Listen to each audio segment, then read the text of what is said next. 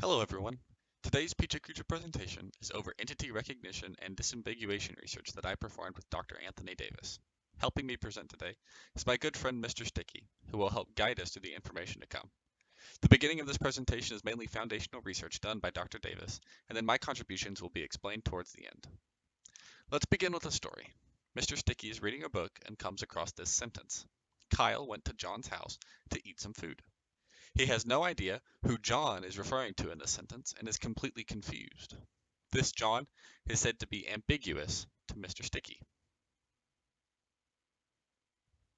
But Mr. Sticky has an idea. Let's look at the index. Surely this John must be listed there under this page number, page 15. Unfortunately for Mr. Sticky, this isn't the case. So either this index is misassociating a page number, or there's an entire entity missing from this list. That's a great question, Mr. Sticky. Humans can use context clues to figure out who that John was referring to. However, computers have no concept of context clues and thus are left helpless. That is where the program Timber comes into play. Timber is essentially an index creator for texts that focuses on disambiguation of entities. It does this by tracking the context clues around an entity. As shown in the example, this sentence is broken down and stored for later analysis. This process is called tagging.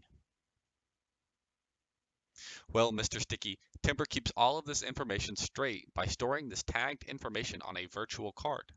There's a card for every entity possible in the text, and each card has four main components: entity information, context clues, reference locations, and proximity percentage.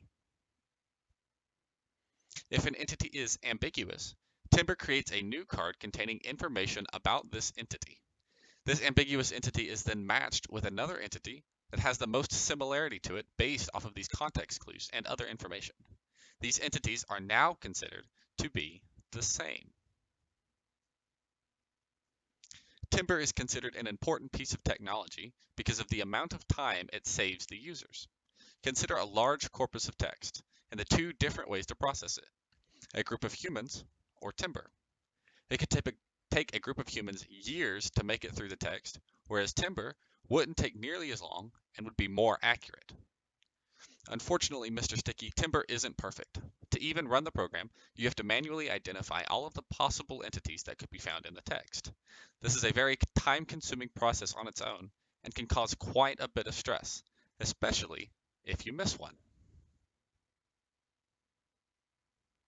My contributions focused entirely around entity recognition in sentences, so that the amount of upfront manual work could be lessened. Take this sentence for instance. Zach made some coffee and then played League of Legends with Ben. Can we identify the entities in this sentence? That's right, Mr. Sticky. A human can easily identify the entities in this sentence, as we've been taught the English language from a young age. A computer isn't that lucky and doesn't have the knowledge or pattern recognition built in to figure out what an entity is and isn't, at least not on its own. What we need to solve this problem is known as a machine learning model. Well, you can think of a machine learning model as a child that grows larger and smarter the more information you feed it. In this case, we are training the model on how to recognize handwritten digits. The final product, after a vast amount of data, is a model that can determine what digit has been written with extreme accuracy. Of course it is, Mr. Sticky, but thankfully, we don't have to reinvent the wheel. An organization known as Allen NLP, which stands for Natural Language Processing, already has a model built to recognize entities. We will use this to find entities in the sentences we analyze. Unfortunately, this model isn't as accurate as the handwritten digit model, as entity recognition is a more complex concept. The issue isn't that we are missing entities, it's that we are collecting words that aren't entities. What we need is a way to filter out these words that are accidentally collected. Luckily for us, Mr. Sticky, there's a pretty simple solution that fixed the majority of the issues: a stopwords list. A stopwords list is a list that's simply a list of common words that make it past filters built into various programs. All we do is filter each entity we think we have found against this list and remove any matches. That's a great question, Mr. Sticky. We need to combine these two separate programs in a way that won't slow down the overall process too much. If the addition greatly affects the performance or speed of timber, then we have to consider if the addition is worth it in the end. In this case, there was not a large performance hit, and the two programs were combined as shown on the next slide. Here is a visual illustrating the combination of timber and my contributions. The green box is the foundational work, and the dotted box is what I added.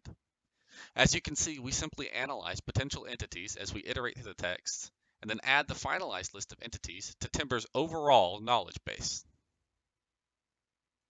With the addition of the Allen NLP model and the stopwords filter into Timber, not only was the initial time investment lowered, we also saw an increase in the accuracy of the program. This meant that there were less entities that were disambiguated improperly. On average, we saw a 4% increase in timber accuracy over those four texts listed to the left.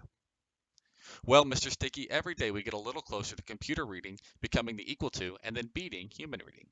While this research can be used in academic research and programs such as Siri or Alexa, I believe that many more uses for this technology will surface as we move into the future. Thanks so much for your help today, Mr. Sticky, and thanks to all of those listening.